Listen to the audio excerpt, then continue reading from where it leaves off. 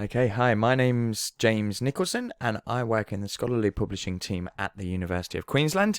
And this is my QULOC Professional Development Scholarship Report. Basically, I was awarded a scholarship from QULOC, which I'm very grateful for, to complete the final two electives of an accreditation program in research management that I'm going to talk a little bit about today. So,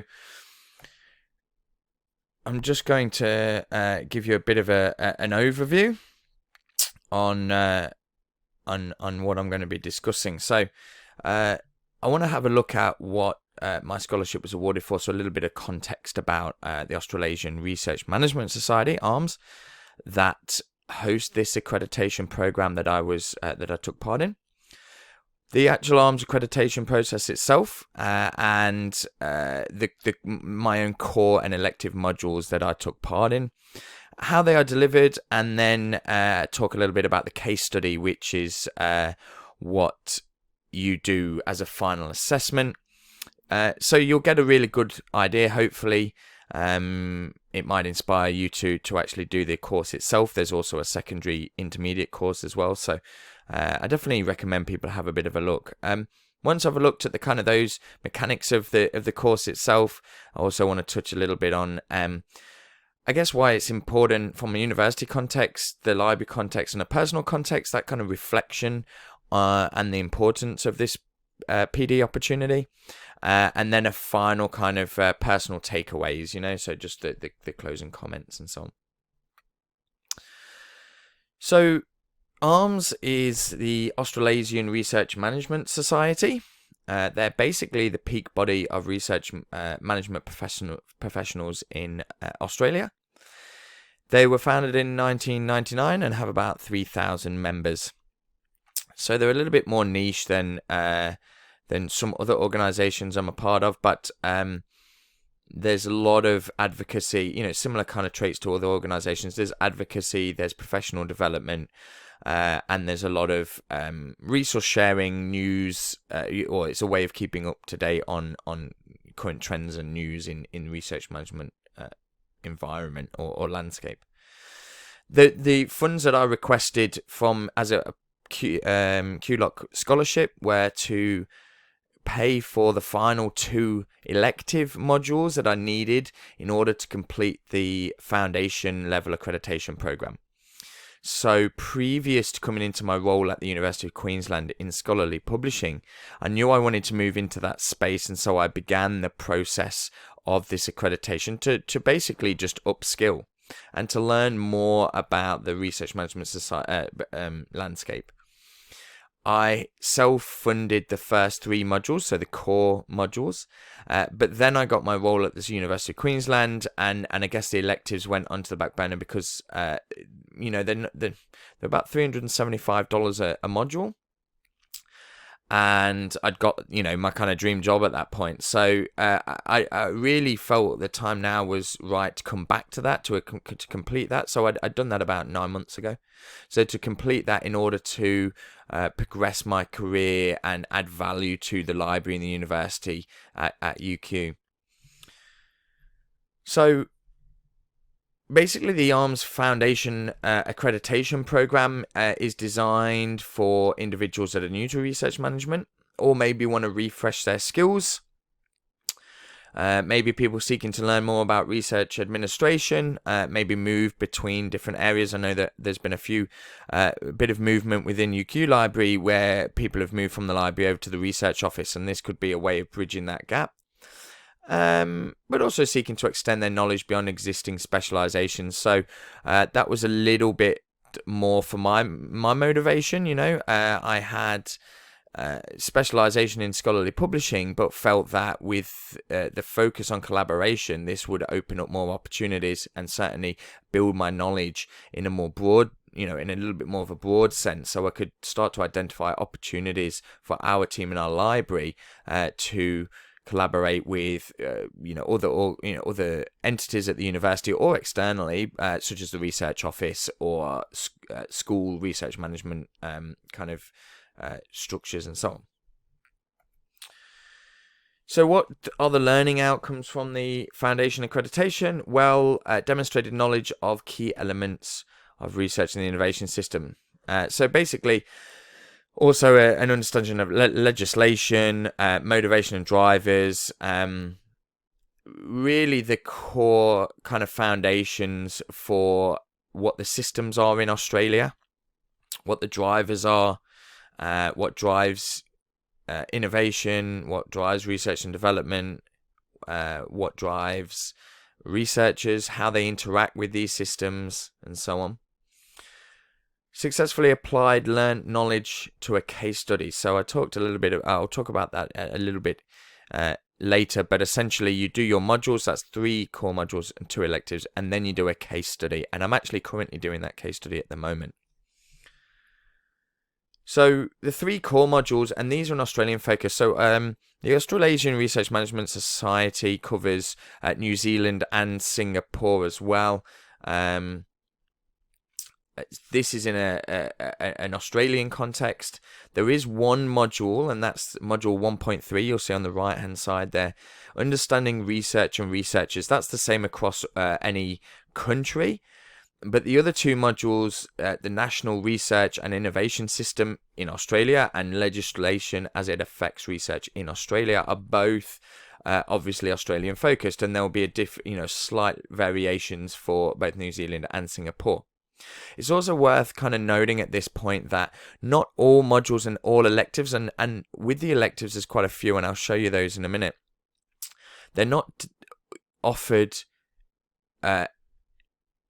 in each. So sorry, let me start that again. So not every chapter, so that's like a state like Queensland or New South Wales or whatever, offer all modules every year. Basically, the Australian ARMS try to get a range of offerings in a range of places, because they need to have qualified and I guess expert support from the instructors that take the workshops, and there needs to be a viability in terms of enrollments as well. So the core modules are normally placed in most areas once a year, but not necessarily every elective, and you might have to wait or travel a little bit. So you can normally find that information out on their website and look ahead and plan. And they normally do a whole day, and each module is half a day. So they normally have 1 module in the morning, 1 in the afternoon, and they could be a couple of different things, but they might both be something you're interested in, and therefore you can kind of knock over a couple in one day. So module 1.1, like I say, National Research and Innovation System, funding mechanisms, codes, current issues, and that's compulsory for Australia. The legislation one, covering the most common legislative frameworks affecting research in Australia, and that one's compulsory. And then finally, looking a little more, the only soft skills module, so that's the understanding research and researchers. So motivations, drivers, how you understand and relate to researchers, and that's also a compulsory module. But what are the electives? Well, there's quite a few, as you can see. You've got pre-award grants and processes, post-award processes, research finance, high degree by research scholarships, HDR international partnerships, HDR candidature management, high degree by admissions and completions, research ethics, human and animal, research integrity, research information and analytics, and working with industry. And the 2 that, just to go back, the 2 that I chose were research ethics, human and animal, and that was because I feel that could be a space that we could collaborate with others, or to get a better understanding of the research life cycle, so that I could seek out better opportunities. But I also took the research information and analytics because that's kind of close to the work that we do. We have a research outputs and impact team that's kind of a sister team to the one I work in at the moment. So this is definitely in my area, but not something that I've engaged with fully at the moment. So I wanted to learn more about that. So module 1. So I'll just use this as an example. basically each module begins with a body of knowledge emailed prior to the workshop. So they send through a book essentially that can have 60, 70 pages in it that runs through all of the content. And the module is split into 10, in this instance, in module 1.1, that module is split into 10 sections, which includes a key references at the end as well. So there's kind of 9 sections and a reference section. And then the workshop takes the format of a presenter that goes through with the group the body of knowledge. But because there isn't time to kind of cover literally every little bit, they kind of cover most, they certainly broadly cover all aspects, but then go into more detail depending on what the group are wanting and how the presenter wishes to tackle the content and so on. So it's really good because the groups aren't too big as well. There's normally probably about 15 or so in the room, and it gives you an opportunity to engage with the presenter or the person leading the workshop, and they're normally very, very well versed in whatever the module is that is being given, and certainly well qualified. So the 10 sections in module 1.1 are the nature of research and its place in the innovation system, scale of R&D in Australia. Look, I won't go through them all, but it gives you a bit of an idea of exactly what is kind of covered. Now, each module obviously is different. It has a few different has different number of sections, but essentially this gives you a good idea of what a module kind of looks like. And then once you've finished the modules, you then move on to the case study. It's designed to test your knowledge of all of the things that were studied in a kind of a real life situation. And there's 3 compulsory questions and then 3 additional questions with a word count as well. But I don't have that with me at the moment. But it's not too onerous, I don't believe, but certainly does test the knowledge that you've got, and just make sure that you go back to recap all of those concepts and systems that you learn about. And I really like that because there can be a lot of time between you doing those modules. So it really kind of makes you go back and kind of just brush up on some of the stuff that you'd learn in the workshops and from the book, from the body of knowledge. And then all responses are reviewed by a panel of experienced research managers, typically research office directors. Now, with ARMS, in my experience, all of the interactions, all of the people that are delivering the workshops and the people that you interact with around the accreditation are extremely experienced and very knowledgeable. And actually, so the accreditation process does more than just teach you the knowledge in the body of knowledge, or teach you the information in the body of knowledge, but it also creates kind of a network as well with both those that attend the modules, but also with the presenters as well, which is really good because they offer their perspective from a day-to-day kind of operational perspective. So why is it important from the university, from a context of the university? Well, in both the modules that I completed, there was current and applicable information, but also context and history. So this was especially useful to understand how we have arrived with the current legislation and practices within an Australian context. I guess from this foundation, I could begin to see how our library at UQ fits into the space with the other services that we offer within the UQ community. And it gave me more of an understanding of where we might go from here to identify opportunities for collaboration or certainly gaps in support. And especially the analytics module as we looked into trends in research support and management as well. It also really, I guess, supports that one UQ culture that we're going for here at the University of Queensland. That's from their strategic plan, 2018-2021. But as much as that's kind of pulled straight from the plan, there really is a push for trying to get this one UQ, which can be challenging with such a big institution, as many of you, I'm sure, are very well aware. So, this kind of brings that together and starts to break down some of the silos by learning the full research management cycle, so that then I can kind of better understand where other departments are coming from. Why is it important from a library context? Well, I guess whilst completing the ARMS, accreditation program, I came to realize the multiple areas that fit within the scope of both the research office and the library. For example, I guess the use of ORCID and the integration of this into the research management systems throughout the grant application process. And so because of this and our library's focus on collaboration, we can now work with the research office to offer, like, I guess, strategic support during a particular time of the year. Whilst I had, I guess, some knowledge or understanding of this just through my work, this accreditation process deepened my knowledge and understanding of the landscape that the research office is working in. So understanding it from the other perspective so that we can better work together. And then why is it important from a personal context? Well, my personal highlights were, So I guess I've been receiving some requests about publishing in relation to ERA, so the Excellence in Research for Australia, national frameworks, and having a better understanding of those national frameworks is going to help me answer those kind of questions. I also support research alongside the research office during grant applications due to the ORCID integration, which I just talked about.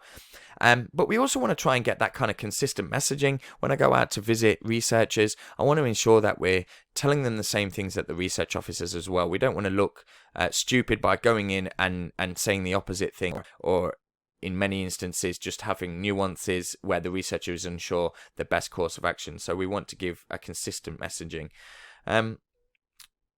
I guess increased knowledge for more comprehensive support. Yeah, so that's really down to just increasing my knowledge and being able to support researchers with queries that they come up with, often on the fly while I'm there doing something else, having a meeting about something else. And then we talked a little bit about the one library and one UQ approach. So finally, if I just talk a little bit about my personal takeaways, I guess my personal highlights were learning about the intersection between research policy and procedure, and also the ethical practice. So this is in relation to the two modules now I'm talking about that the QULOC scholarship covered. It was interesting to see how the research community allowed for the advancement of science whilst trying to protect the well-being of subjects, right? Because they often seem like two agendas are in conflict.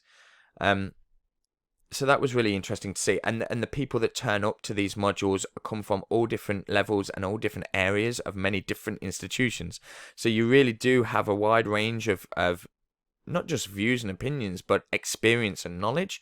And I learned a lot from them just to understand different approaches and how they reconciled some of the difficulties when trying to manage researchers and and support researchers to ensure that their research is legitimate and is ethical, but also maximize their research and support the researchers to get the data that they need.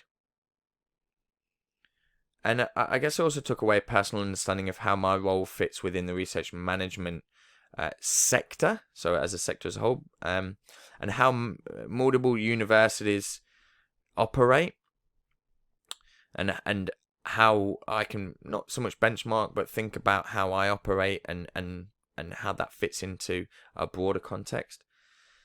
So I guess overall, I would really recommend anyone actually looking into this process. It was really rewarding. I'm looking forward to finishing the case study, and then there is an intermediate accreditation program as well, which I really want to take as well, because I think that rich learning experience of kind of doing it alongside people from all levels, all universities, from different areas of research management, really broadens your knowledge, and that will help me every day with the researchers that I go to talk about scholarly publishing, because I'll have a broader understanding and at least more of an understanding of where they're coming from as well. So I really have to thank QULOC again for their support for giving me the support to finish, and the scholarship to finish my 2 elective modules. And I hope within a month or two I'm able to report back that I do actually have my accreditation. I've just got to finish off my case study. So thanks a lot for listening. if you have any questions, obviously about the course itself or just about the experience of applying for a QULOC scholarship, I absolutely recommend people do that. QULOC are great to work with, and feel free to drop me an email. Then my details are just there. So thanks a lot, and have a great day.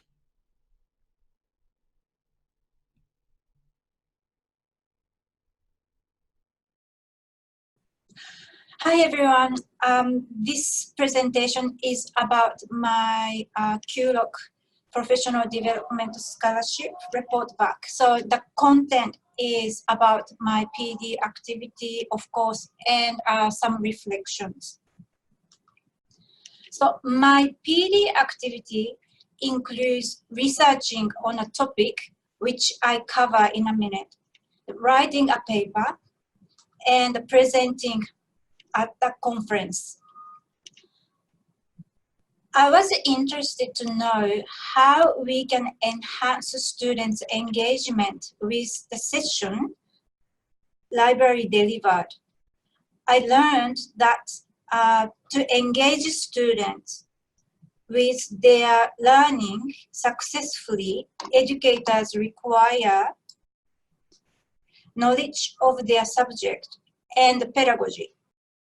However, research tells that those hard skills are not enough to meet students' expectation. They want educators to be approachable and to be able to communicate well. Those soft skills are critical elements for instructors to engage students.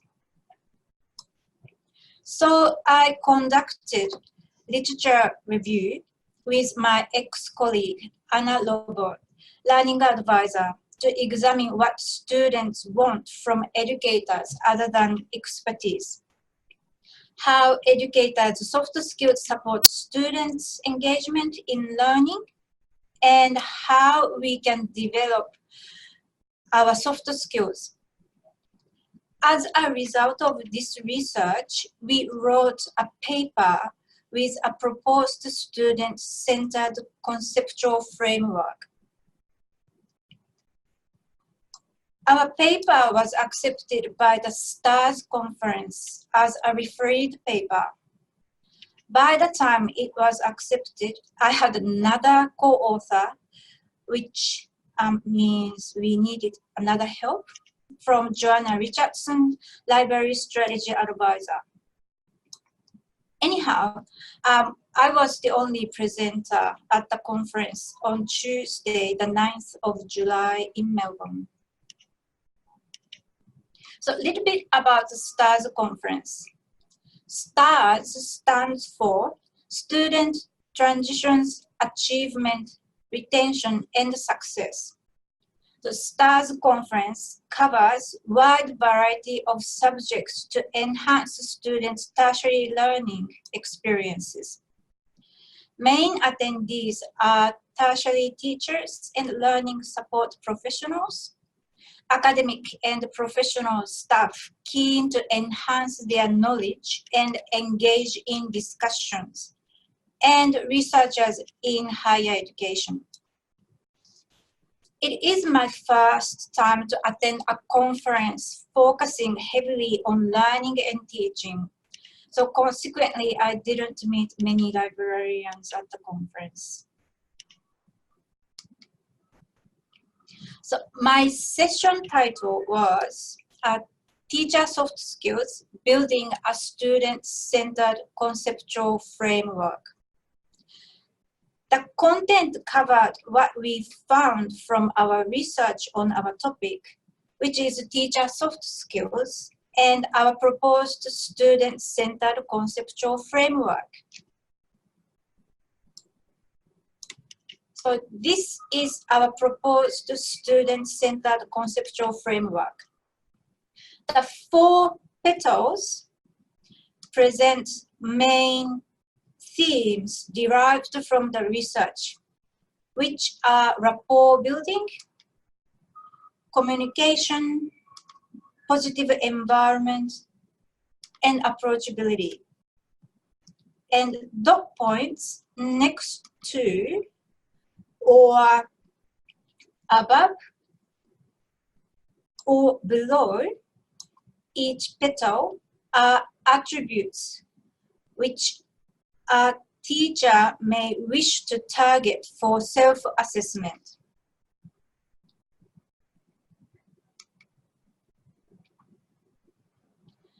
For my 20 minutes presentation with 10 minutes Q&A session, about 4 people attended. A few questions followed after the presentation.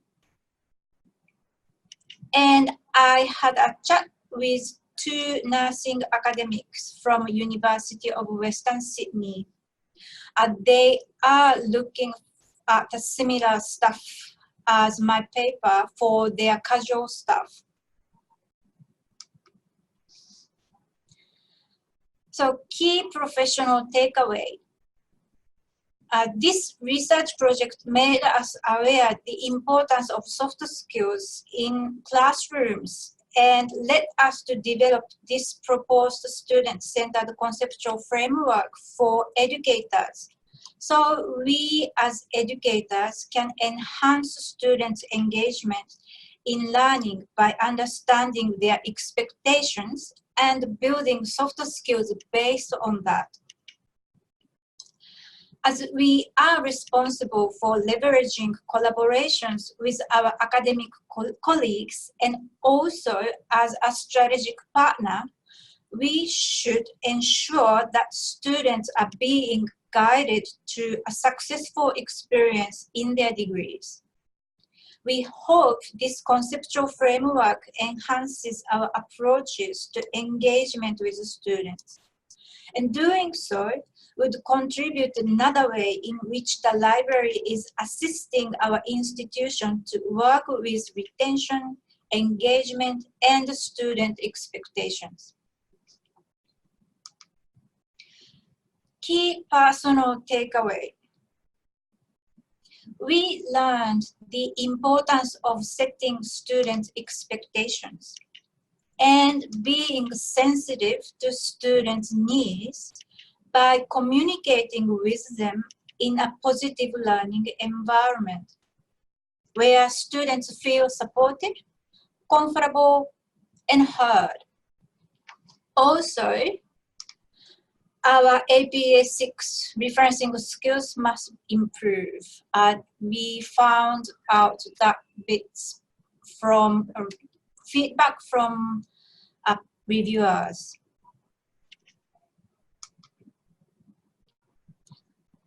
Application in my library and my work. As a framework provides recommendations for the skills educators should demonstrate in classrooms, we can use it to reflect on our personal teaching performance. We are currently developing a self-guided and self-paced workbook called the Soft Skills Workbook for staff members to develop an action plan to improve our teaching by reflecting on their in-class behavior and performance.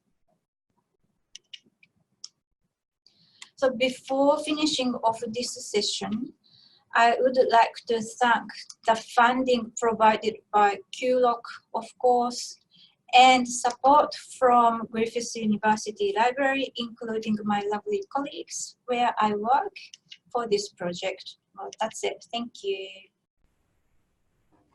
Hi everyone, my name is Eleanor Carr. I'm the Research Relationships Manager at the University of New England, and today I am reporting on the QULOC professional development that I undertook in September of 2019.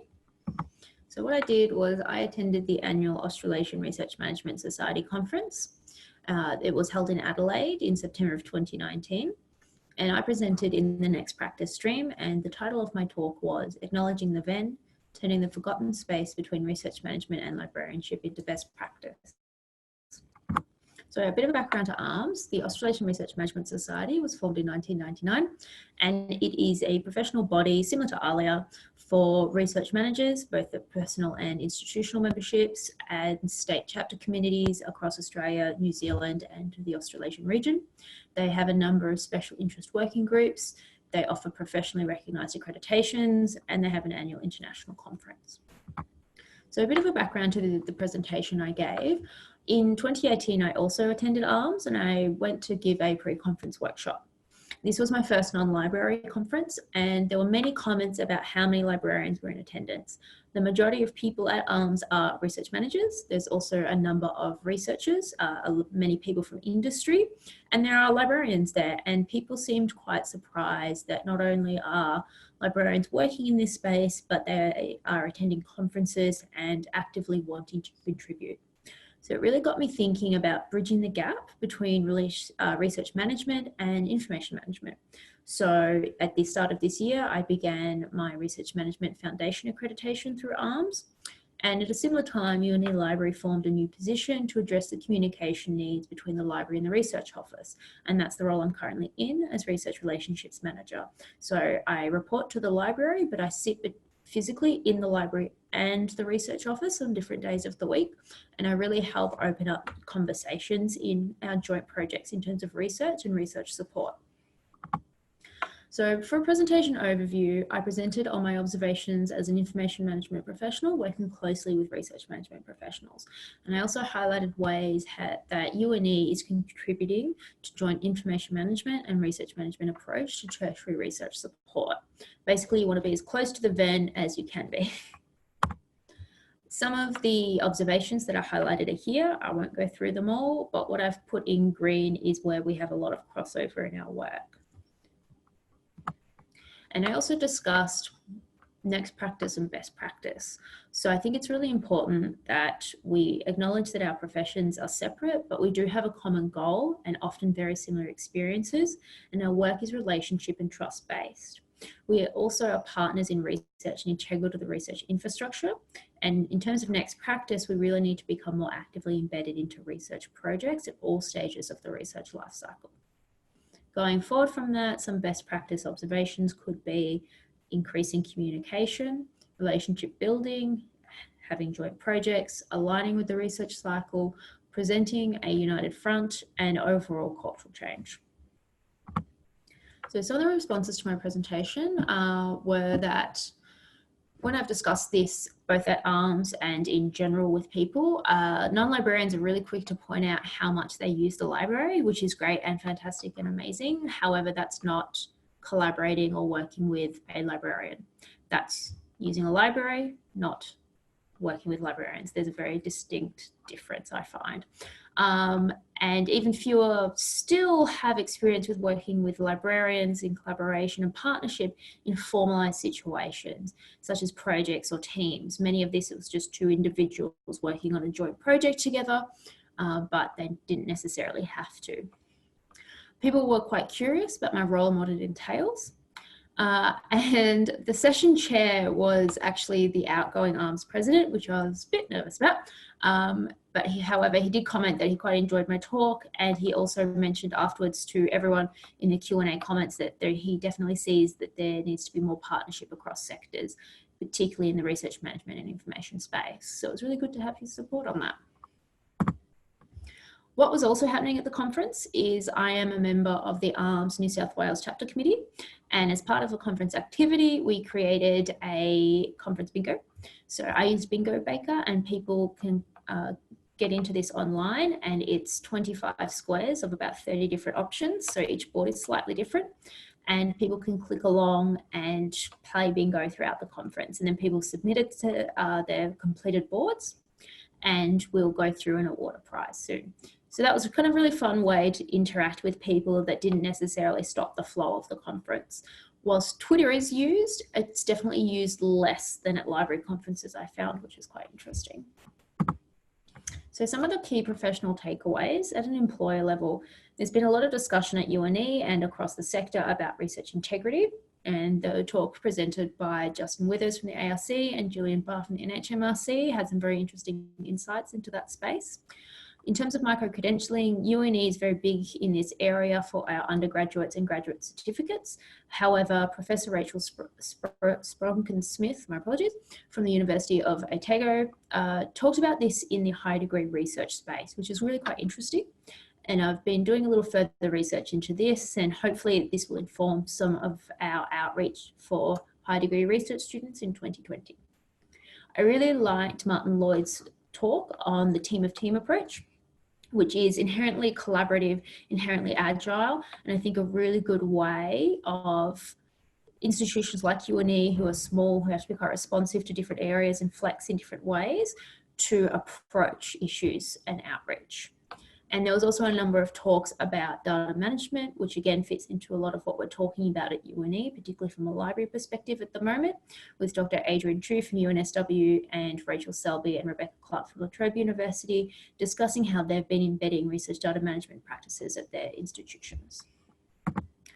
Personally, ARMS 2019 showcased more formalised research management and information management collaboration and partnerships on projects, which was really great to see. I still find that ARMS as a society is still really caught up in the engagement and impact agenda set by the ARC. It'll be great if that can change. Vendors are just as annoying at non-library conferences as they are at library conferences. However, at ARMS, I know less of them because they're not all library focused, so that's good. And conference swag is just getting really excessive, and I definitely think we need to stop with the pens and the notepads and the stickers. It's not good, just stop. Yeah. In terms of next steps, one of the questions I had after my talk was, does ALIA offer an accreditation for research management managers or other people working closely with librarians, similar to what ARMS does with their foundation accreditation? And I think this is potentially something that ALIA should be investing in. If anyone from our ALIA committee is watching this, please get in contact. We'd love to chat with you about that a little more. And also love to chat with anyone, any librarians who have experience working with research managers and about bridging the gap between our professions. I'd love to see what other people are doing, either at the individual level or at the institutional level. So thank you very much. Thank you again to QULOC for allowing me to attend ARMS 2019. I found it very useful. Thank you. Hello, my name is Chintamani Brown. I'm from Southern Cross University, and this is my presentation as part of receiving the QULOC Professional Development Scholarship. So first of all, I would just like to say thank you to QULOC for awarding me one of the scholarships and the opportunity to go to my first ever conference. I'd also like to say thank you to my manager and my colleagues for supporting my attendance. So the conference I was awarded to go to was the ALIA Health Libraries Australia Professional Development Day. It was in July this year and at the Caulfield campus of Monash University. So I'm one of the support librarians for the health sciences at Southern Cross here at our Gold Coast campus. So I'll just go to the next slide. So what was the conference about? So the theme for this year was all about data. What do health librarians need to know in the data world of e-health? So it was a chance really for library staff who work in the field of health to come together and discuss and share topics of interest, while also potentially learning new skills to bring back and put into place within their work environment. The first day, so it was a 2-day conference, and the first day consisted of 4 keynote speakers, a panel discussion, and a series of presentations. And day 2, there were 4 different workshops that were happening. So within each workshop, there was, I think, 3 streams, and you could choose one of 3 to attend. So my first impression when I got there was I was really surprised. I haven't been working in libraries that long, and specifically within the health sciences for even less. So I was really surprised to see that there were a lot of librarians that were more from hospitals and medical college or medical associations rather than academic settings, which is what I had been expecting. but I think that that's just a reflection of my inexperience, really, in expecting that. But it was a pleasant surprise, really, because I got to meet so many different people who had such different backgrounds within work, rather than just academic libraries. So that was really great. Next slide. So my professional takeaways. So these were the three topics that really stood out for me and that I really enjoyed from the conference. The first one, good data management. The second one was all about systematic reviews, and specifically these new automatic machine screening tools that are coming into use, and also the idea of a living systematic review. And the third was Ask an Informationist. So I'll go into more detail about each one in the following slides. So number one, good data management. So this stood out for me, I think, because I am a relatively new librarian. So this question, are you aware of your library's data management plan? That was put out within the presentation. And I just sat there and I thought, actually, no, I'm not. I've been at SCU for coming up on 3 years. And, you hear about data management, research data management, why it's important, why academics should do it, what are the benefits from it. And I just realized, oh my God, I haven't actually gone and looked at my policy, the policy at SCU for research data management. So during that presentation, I hopped on my computer and then I quickly went and had a look. But I've just included a picture there of our research data management plan that we do here at SCU. So I think when I came back, I talked to some colleagues, and even there's another fairly new librarian here, and even she was sort of not too sure about our exact policy either. So that was interesting. So we both realized that, we have like a lot that we actually need to read up on and make sure that we do know about this, because it is important to talk about this with the academics that we support, why they should be doing it. So that was just one of the standout things about why good data management is important and what are the ways that we can support our academics and researchers in that area. So I enjoyed that presentation. Now the number 2, systematic reviews. This image that I've included is from Julian Elliott's presentation from the conference. So he works with the Cochrane reviews, and this was part of his presentation on living evidence. So this really stood out because it says 75 trials and 11 systematic reviews are being published every day. So how do we ever keep up with the evidence? How can we address that? It's just a huge amount of information that's being published daily. And he said that, when a systematic review is published, it's already out of date because there's so much information being published all the time. So he was talking about with systematic reviews, once we initially do a systematic review, instead of doing one and then leaving it and then another person coming back and maybe another 10 years and redoing the whole thing, we should just keep them as a living systematic review. So anytime that new research is published on that topic, you just update it, update the evidence up and update the outcomes. And that just keeps it living. So you're not having to always be going back and doing that initial huge screening process at the beginning for each review. So you're just keeping it ongoing. I thought that was really interesting and also a really good way to sort of combat this whole information overload, really. And then in talking about systematic reviews, there's also the idea that of new software that's being developed by a number of different people, and that's to combat the length of time it takes to complete a systematic review. And that's because they are so regimented, I suppose, and the time it takes to complete one properly, it's so systematic that, as I said before, when it's published, it's already out of date because of the volume of information and research that's coming out now. So they're developing automation tools that really cut down that whole screening process for you. Instead of doing it manually, it's going to automate it and make that whole process a lot quicker. And I just thought that that was a really interesting topic of interest that's coming out at the moment.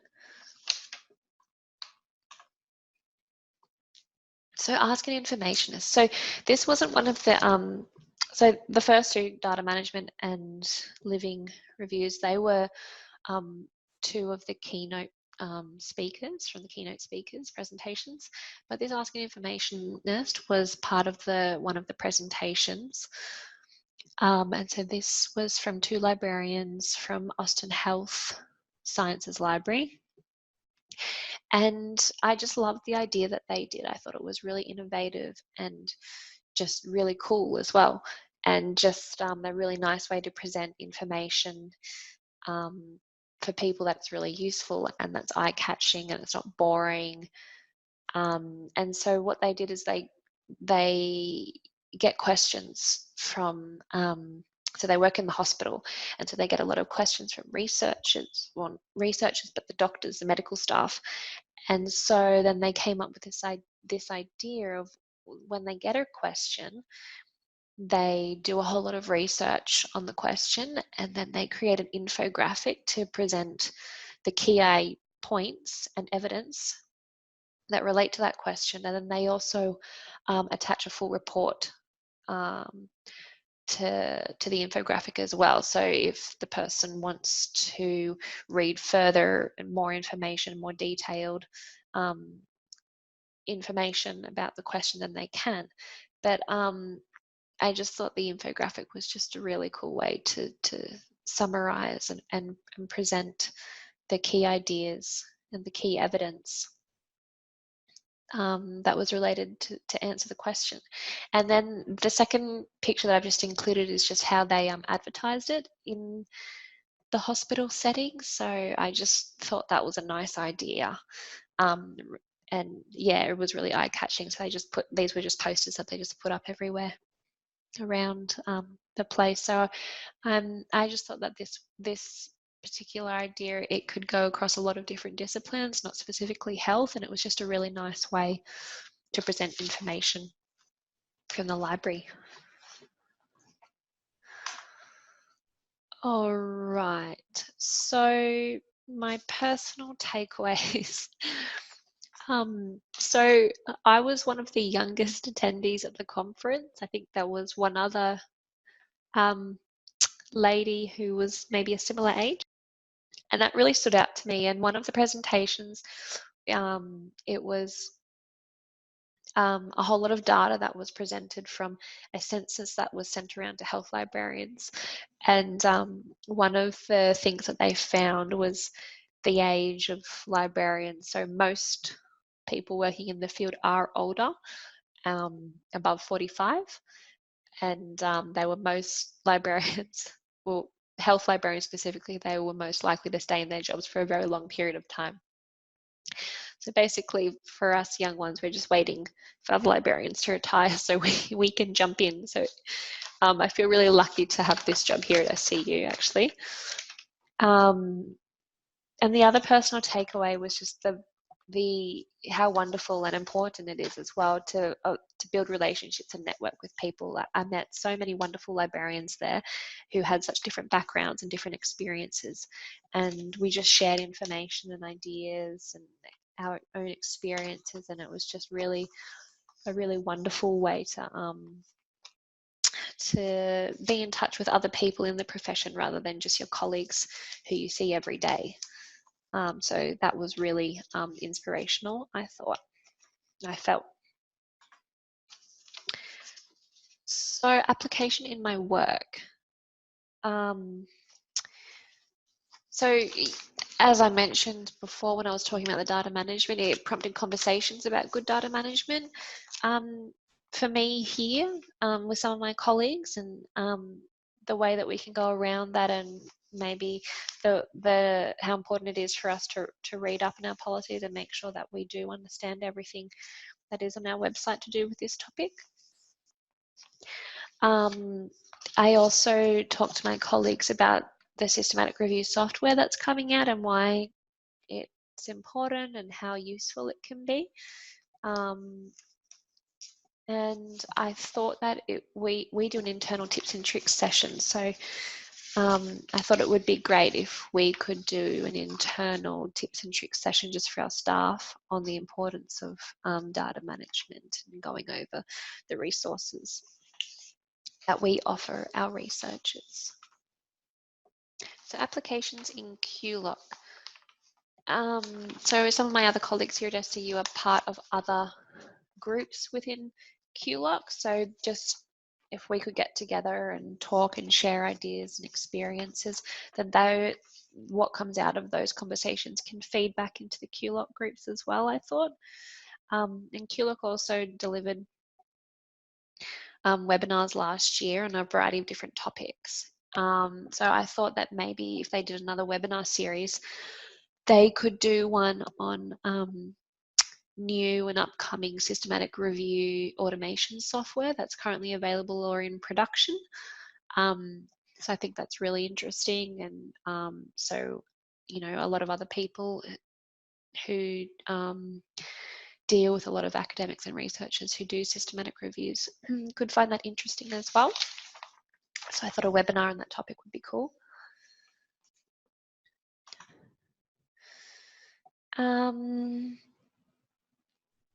Okay, so basically I just had like an amazing time. As I said at the beginning, it was my first ever professional conference that I've ever been to, and just the whole atmosphere of, you know, library staff being there and getting together and talking and getting to know each other, and you know, listening to these presenters. You know, it's just amazing. I just had an awesome time, and I would love to go to another conference at some point. And I'm just so grateful to QULOC for the opportunity to attend, and also, again, I have to say, to the support of my colleagues here at Southern Cross University. It was just amazing, and I learned a lot, and yeah, really took a lot away from it, and that I could feed back into my workplace and to do with my job here. So it was just wonderful. So I really recommend other people to apply for the QULOC scholarship, and definitely give it a go, because yeah, it can really lead to an amazing experience. Thanks. Hi everyone, my name's Clare Thorpe. I'm the Associate Director of Library Experience at the University of Southern Queensland, and earlier this year I was really fortunate to be funded from QULOC's Professional Development Scholarships to do some international conference travel. So this report back will focus on two events that I went to in the UK and Ireland, the EBLIC 10 and the LIBA 2019 conference. So the purpose of my travel was to present at both of these conferences on some research that I'd done with my colleague Elisa Howlett, who's our Coordinator of Evidence-Based Practice at University of Southern Queensland. The first conference I attended was the 10th International Evidence-Based Practice Library Information Conference. Some of you may have attended earlier iterations of this conference. It's held every 2 years around the world at different international locations, and it has been held in Brisbane twice before. This is my first time actually attending both as a presenter and also attending it internationally. The photo on screen gives the venue for the conference dinner, which was held in a decommissioned church. There's now a function centre. So some of the things that I took away from EBLIC 10, from the very first opening presentation, there was a very, very strong focus on telling and communicating evidence through stories for advocacy. So I've got some examples here on screen. So the National Library of Scotland, the National Librarian opened the conference and talked about how he changed his staff's quarterly board reports to the board of the library, from dry statistics to a storytelling format. And it's really, they're very interesting documents to have a look at, and I encourage you to seek those out to see how they've actually done that. Stirling Libraries is the largest public library service in Scotland, and talked about some client feedback evaluation that they actively sought through online surveys, and how they've used that to actually advocate very strongly for additional funding for their service. And there were some great stories in the academic library sector from the University of Alberta, and I think McGill University was the one around cancellations, talking about communicating with influence and what happens sometimes when our strategies don't always work out the way we want them to, or we hope that they will do. I was also particularly interested in a presentation from the National Health Service in the UK, which looked at evidence that we gather within project management frameworks and how we often don't actually make that transferable, or we don't reuse that evidence in other projects. So there was a great challenge there to make sure that when we're gathering evidence within a project, that we actually actively make sure that that evidence is available for future projects, so we're not constantly reinventing the wheel. The Amplifying Student Voices project from the US is a really good one to seek out, looking at the community college experience of students. And we also had a great presentation from a user experience librarian who surveyed her fellow user experience librarians about their experiences working in this very new and niche sector. The slides from my presentation are available on my SlideShare, and you can search those out to have a look at your leisure. I'd really like to mention the work of the second keynote speaker, Frankie Wilson, who is the Head of Assessment at the Bodleian Libraries of Oxford University. So some of you will be aware of the Evidence-Based Practice Coordinator role that we have at USQ. So Elisa works in that role and works with influencing our 60 library staff to work in a more evidence-based practice way. Frankie Wilson is doing a similar role, trying to influence 600 staff to work in a more evidence-based practice way. And, you know, extraordinary woman doing an extraordinary job.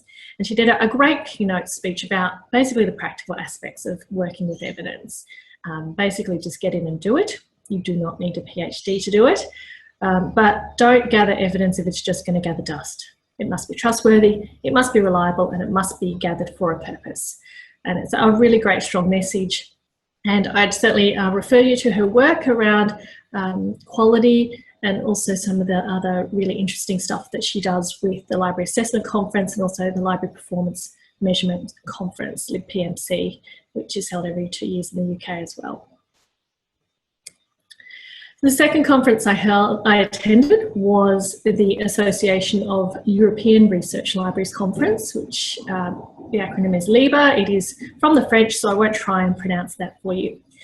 It is held annually around Europe. Next year it's in Belgrade in Serbia. This year it was in Dublin, and the beautiful photograph on the screen, of course, is the Long Room in Trinity College. We had the opportunity to actually go and visit and see their Book of Kells, which is in the room down the end there that's brightly lit, and to spend some time in the Long Room after all the tourists had left, which was a great privilege. I also had the opportunity to stay on campus in the Trinity College accommodation, and that was an absolute delight. So the Association of Research Libraries, obviously there was a very, very strong focus on supporting research. The theme of the conference was around open science and open access. And although there was a panel on open education as well, which was really encouraging for me because it reinforced how well USQ is doing in the thinking and the actions that we have in place around openness in the teaching and learning space, not just in the research space. However, most of the conference was about open science and open access, and there's some really interesting stuff obviously coming out of Europe with librarians, funders and researchers thinking about the implications of Plan S and what that might actually mean in practice. I'd encourage you to look at the Deep Green project out of Germany, where academic libraries there are working with vendors to actually get vendors to push automated downloads, or sorry, automated records from articles that they have published in their publications back into the institutional repositories, which I guess is a flip model from what most of us are doing at the moment, which is looking at how we can harvest the green open access through DOIs and ORCID. They're actually looking at it from the vendors, getting the vendors to do the hard work and pushing it to the institutional repositories to ensure that green open access compliance in line with funding requirements with Plan S. Really interesting project to watch, and I'd encourage you to seek that out. University of Manchester, which is a major research institution in the UK, part of the Russell Group, has done some really interesting stuff with their Twitter feed and their marketing department around engagement and impact. So how do you actually take really good academic research and actually make it understandable by the community? So they've added some tick boxes to their post-print repository, their institutional repository submission form, around media coverage, and I would like to receive customised guidance to help raise the visibility of my paper once published.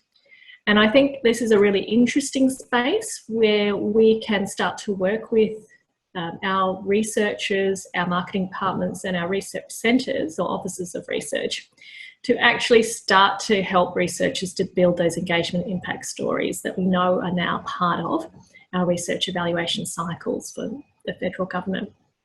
So encourage you to look at University of Manchester's Twitter feed and see how they're doing that, and how they're not just broadcasting stuff, but actually actively tagging followers from their Twitter handle that they know are interested in the different subjects that they're promoting.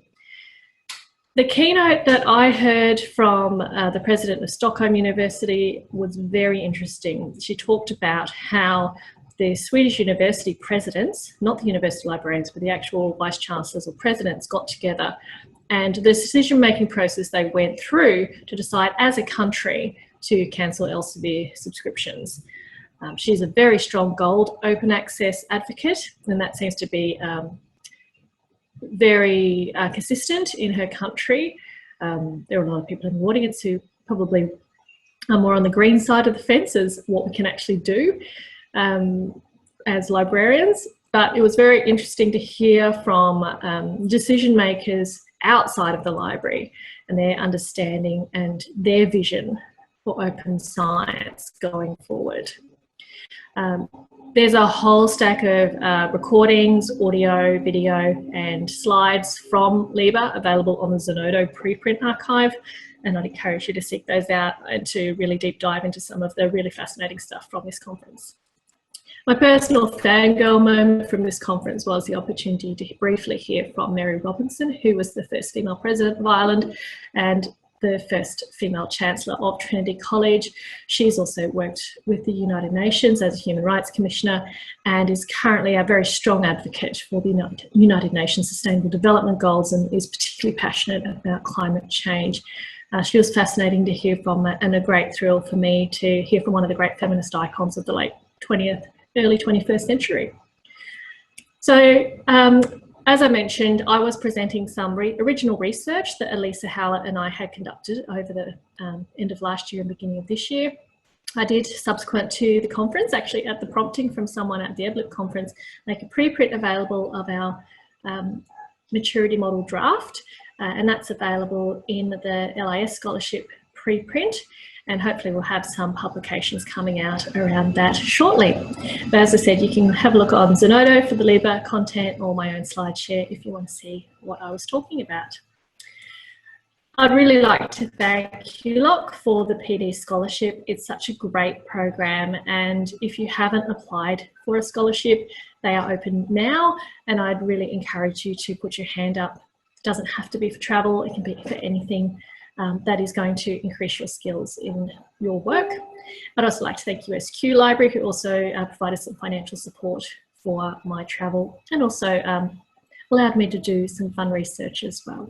So thank you, and I really hope to see more presentations from people who have been given QULOC PD scholarships. Thank you.